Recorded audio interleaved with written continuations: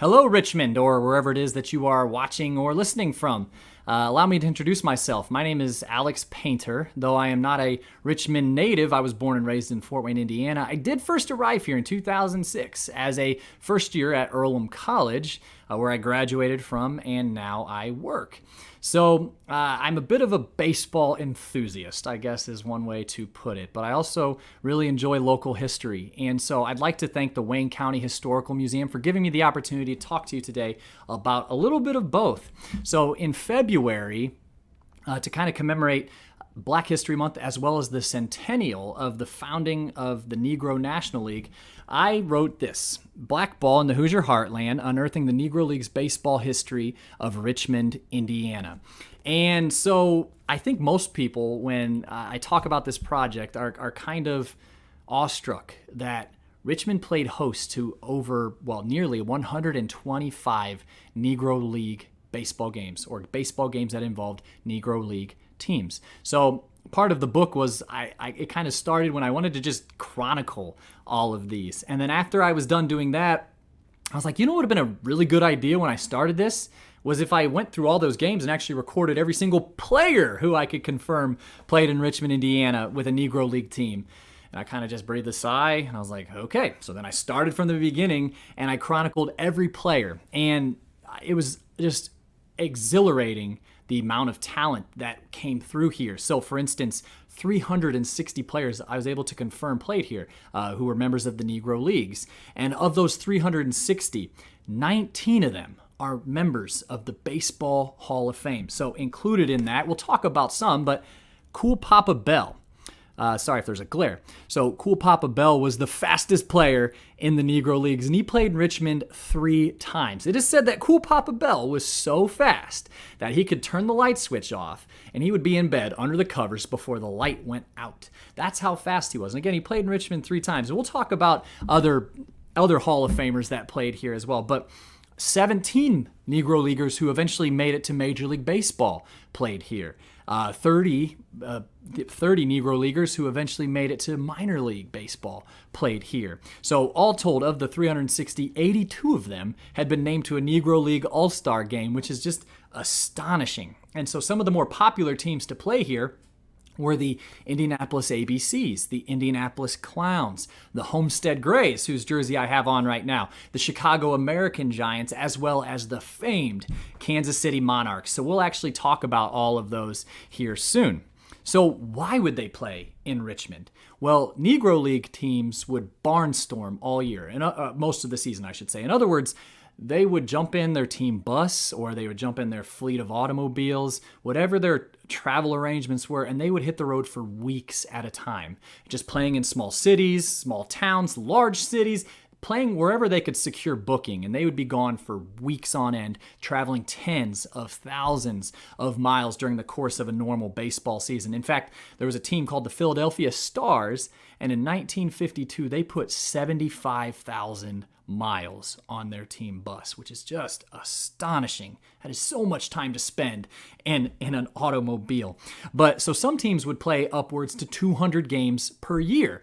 Now, of those 200, only about 60 to 80 would actually count towards the official league standings. So that's where Richmond came in. Cities like Richmond. They would play exhibition games. They would play local factory teams, amateur, semi-pro, minor league, other Negro League teams in places like Richmond that, again, were exhibition games, but the gate receipts would help keep the teams afloat. So, as we know about Richmond, we are situated very closely to a lot of metropolitan areas. So Negro League teams that were coming to or from Chicago, Columbus, Dayton, Cincinnati, Detroit, Indianapolis could meet up with another team, play in Richmond, and make a little bit of money and go about their merry way. So again, cities and towns like Richmond, it was kind of a cool symbiotic relationship. So we would help them in the sense that we would kind of help balance the financial ledgers, but people here, I mean, if you were a baseball fan and living in Richmond at this time, you got to watch Hall of Fame talent on a near regular basis. And how just exhilarating would that have been? Players like Cool Papa Bell and others that we'll talk about here soon. So let's talk about baseball and how it began in Richmond. So baseball kind of started. There was a smattering of baseball in the 1860s and the 1870s, but baseball really started getting going in the early to mid 1880s in Richmond. And it really got going once a gentleman, a noteworthy local gentleman named Micaiah C. Henley, fielded a team in 1885 he called the Henleys. Very imaginative, I know. But Henley was the roller skating king of America. He kind of invented the modern roller skate. And so he got kind of enamored with baseball. And so he fielded a team, and they traveled fairly extensively, and they were well funded, of course, because Henley was a fairly wealthy man. And so it kind of took Henley to get involved in baseball for it to kind of flourish locally. Before that, if you got caught playing baseball, and God forbid if you were a child who got caught playing baseball, the mayor of Richmond, Thomas C. Bennett, who by all accounts was a very good, he was a good person, don't get me wrong. He just didn't really like baseball. He would bring the child in, or the children into his office, give them a stern lecture, and then once they were in tears, he'd be like, now get out of here and you owe the city 50 cents. And so he would give them a stern lecture, and then he would fine them on their way out. So once Henley got involved with baseball, all of a sudden the game got a lot of credibility, and Henley's team was really good. So, and yes, this is the Henley as in Henley Road in town, just in case anyone was making that connection. So he actually had Joe Ardner, who used to play in the major leagues on the Henleys, and then Richard Van Zandt, who was a Richmond native, who actually would later play in the major leagues. So he had a former and then a future major leaguer on the team, and they were really good. So on the national scape, in 1888, the final few black players that were in major or minor league baseball were expelled, and baseball started adhering to a color barrier that would stay intact until 1947.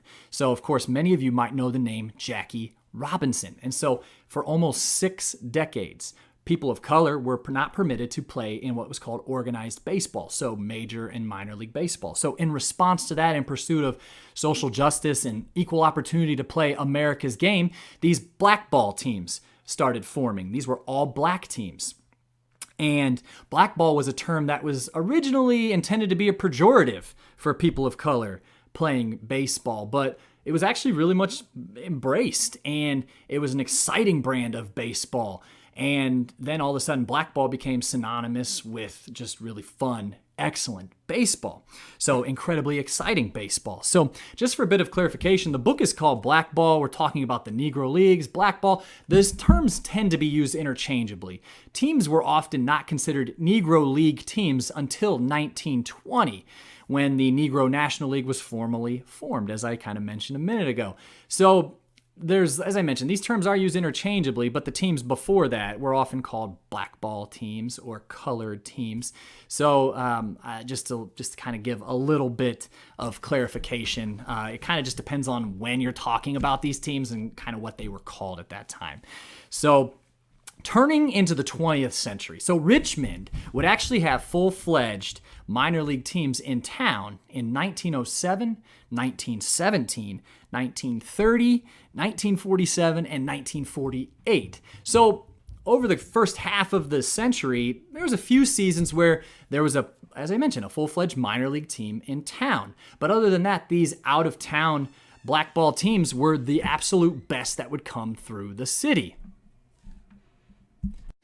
So yes, while Richmond had a flourishing scene for baseball in factory leagues or sandlot leagues, and of course, every once in a while a minor league team, the very best baseball players to come through the city were members of the Negro League baseball teams. So I'm going to tell you 5 stories about that. They're going to be quick, I promise, and they're all very enjoyable. But first, I want to tell one that's not Negro League related. However, it is Wayne County related. It's the story of Claude Berry. So in 1904, Claude Berry, who was a Wayne County native, was sitting on the end of the bench with the Chicago White Stockings. He was a backup catcher. And like most backups at this time, a lot of times you're sitting on the bench, you're not expecting to get in.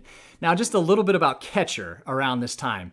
It was just dangerous. The protective equipment is not nearly as good as it was, as it is now. And so at this time, shin guards weren't even widely worn. So oftentimes it was just a mask and a chest protector. That's it. So the first string catcher, so the guy that Claude Berry was backing up, his name was Billy Sullivan. And halfway through a baseball game, Billy Sullivan hits the dirt because he is injured. And that's because, I'm sorry, this is a little bit graphic, but he took a baseball to his midsection. I'm sure you know what I'm talking about. So Claude Berry, the manager calls, Claude Berry, you're in.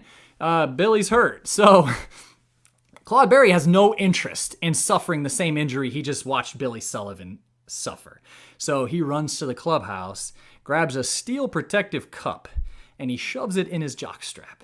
And thus, in 1904, Wayne County native Claude Berry became the first baseball player in baseball history, first recorded baseball player anyways, to wear a protective cup during a baseball game. He's actually buried in the Earlham College Cemetery. So he came back to Richmond after his playing career was over. So that's the story of Claude Berry. If you're going to talk Richmond baseball, you have to talk about Claude Berry. So 5 events or 5 cool Negro League episodes here in Richmond. So number 1 is the 1918 Richmond Giants, also known as sometimes the Richmond Colored Giants. So Richmond, we had our very own professional baseball team, Negro League team in 1918 called the Richmond Giants. So they were really good. They were the best team in the city. However, who suited up for them is of note. So a gentleman by the name of Oscar Charleston, pictured here, who is a center fielder and possibly the best center fielder in the country, suited up for the Richmond Giants. It is said that Oscar Charleston, who played the game with just this gritty determination and intensity, he could hit you 50 home runs and steal you 100 bases. He was the blend of size, power, and speed, and not to mention intensity, which we'll talk about here in just a second. So Charleston suited up for the Richmond Giants. And so, what's the best way to think of Charleston and how good he was? Willie Mays once asked a gentleman by the name of Buck O'Neill, who was a Negro League luminary, how good was Oscar Charleston, Buck? And Oscar Charleston just kind of looked at him and said, Willie, Oscar Charleston was you before you were you. And of course, everyone knows Willie Mays is one of the finest baseball players ever born. So Oscar Charleston lined up, and he was a member of the Baseball Hall of Fame class of 1976. Unfortunately, it was 22 years after he died, but he is a baseball immortal, and he didn't just suit up in Richmond, he suited up for Richmond. So another gentleman of note who was on that team was Bill Holland, who was a teenager at that time from Indianapolis. He was a pitcher, and he would go on to have a long Negro League baseball career. However, he is noteworthy because in 1930, he became the first black pitcher to start a game at Yankee Stadium. And so he is very, very noteworthy for that. But his first recorded play was here in Richmond with the Richmond Giants. So the 1918 Richmond Giants were kind of a revelation. I kind of discovered them in the middle of the night. I'm not even kidding you when I was looking up something completely different in the newspaper. And my eyes got as big as saucers when I saw Richmond Giants and I started seeing some of these very familiar names to me. So quite a cool episode in our history. So on August 26th, 1925, the famed Kansas City Monarchs came to town and defeated the Indianapolis ABCs 2-0. And so the Kansas City Monarchs came to town a multitude of times. However, in 1925, they were the absolute best Negro League team in the country. They ended up winning the Negro National League that year, and it's widely considered one of the best Negro League teams ever assembled. And they came here and played a game. So the Monarchs became very, very famous. They were famous then, and they remain famous to this day. And that's because the likes of Ernie Banks, Jackie Robinson, the aforementioned Cool Papa Bell, and then Satchel Paige as well, who we'll talk about here in a second, all suited up for the Monarchs among many, many others. So I'd be remiss not to mention, too, that this is in 1925. Between 1922 and 1926, the Ku Klux Klan had effectively taken over most corners of the state of Indiana, including Richmond. So it's just a really interesting intersection in history that we were hosting these teams. And also the fact that, of course, this is when Jeanette Records was really kicking off as well and really getting its sea legs under it as far as a recording dynamo on the national scape. And, of course, the Ku Klux Klan had kind of overrun Richmond. So there's a story I'll have to tell about Oscar Charleston. I mentioned that he was very imposing. Some might even say very intimidating. So this is a story that it's been verified by a couple different people, but someone said it happened in Florida. Someone else said it happened in Indiana. But allegedly, this is after he played for the Giants of Richmond, when Oscar Charleston and his team were leaving a game. and they were getting on the team bus. There's several members of the Ku Klux Klan actually circled around the bus and did not let them through. So allegedly, Oscar Charleston, again with his just steely gaze and gritty determination and just sheer how imposing he was, got out and approached one of the Klansmen, walked up to him, plucked his hood off, threw it on the ground, and the Klanmen just stood there. They all just stood there because I think they were probably terrified of this man. And Oscar said, all right, everyone back on the bus. And they left, and nobody did anything about it. So that's Oscar Charleston. So number 3 happened on May 7th, 1938. Now, the Homestead Grays, again, the jersey I'm wearing, actually, this is a Josh Gibson jersey. And here is Josh Gibson kind of in the flesh. So there's Josh Gibson. Pardon me, I'm trying to catch the glare. There we go. And then the aforementioned Satchel Paige. Josh Gibson is one of the most legendary home run hitters in baseball history. In fact, it's possible he hit more home runs than anyone who's ever lived. This is very much in the realm of possibility. So on May 7th, 1938, Municipal Stadium, which is what we now call McBride. Now, from now on, I'll just call it McBride to avoid confusion. So McBride had been open for over 2 years at this point, and nobody had hit the ball, a home run, over the left field fence. That is until May 7th, 1938, when perhaps the best home run hitter of his generation, possibly in baseball history, Josh Gibson, hit a ball over the 412-foot sign down the line, which was a monster home run, over the left field fence at McBride. And he was the first player to do it. So talk about a cool bit of history. Here is the kicker. That feat wasn't duplicated, and I had to write this down because I did not want to get this incorrect. So again, this was May 1938. It did not happen again until May 1947.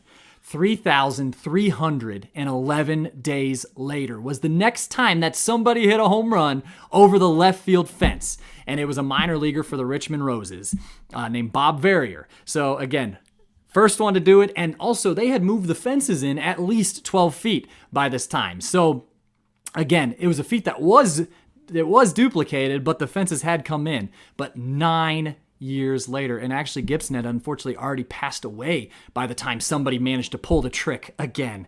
So again, one of the most prodigious home runs in Municipal McBride Stadium history was hit by perhaps the greatest home run hitter in baseball history. So let's move to 1946. Okay, so 8 years after Gibson's home run. So 1946 to me represents the high watermark in baseball in Richmond's history. And that's not to say that baseball wasn't popular afterwards. At this time, baseball had nobody to compete with it for popularity. Of course, in the 1950s through the 1990s, this would... Of course, in the 1950s is when basketball and the Hoosier hysteria, which lasted about 4 decades, began. So again, in 1946, that's not to say that baseball afterwards was, unpopular. However, this is when I think it hit its peak, and I'll explain why I think so in a minute. So a couple things happened in that year. So first, between 3 games, the Indianapolis Clowns came to Richmond 3 times, and over 8,000 people came out to the 3 games, which at the time meant that McBride was busting at the seams. People were climbing the trees outside of the stadium just to be able to see in. The Indianapolis Clowns would become famous later because Hank Aaron, who of course hit until recently when Barry Bonds broke his record, hit more home runs than anyone in Major League history. He actually started as a teenager for the Indianapolis Clowns. So the Clowns were popular in 1946 because of one man. Not one man, but predominantly because of one man. And that was a man named Goose Tatum. Tatum was an international sports star. And that's because he starred for the Harlem Globetrotters of basketball. So again, baseball was still at this time was very much an American phenomenon. Goose's popularity went across the globe because the Globetrotters began playing everywhere. And so he was a hit with the fans because, first of all, he was a wonderful athlete, a great athlete, but he was also hilarious and always joked with the crowd and just did things that you don't see in a normal baseball game. And so people came out and watched the Clowns by the thousands to see Goose Tatum.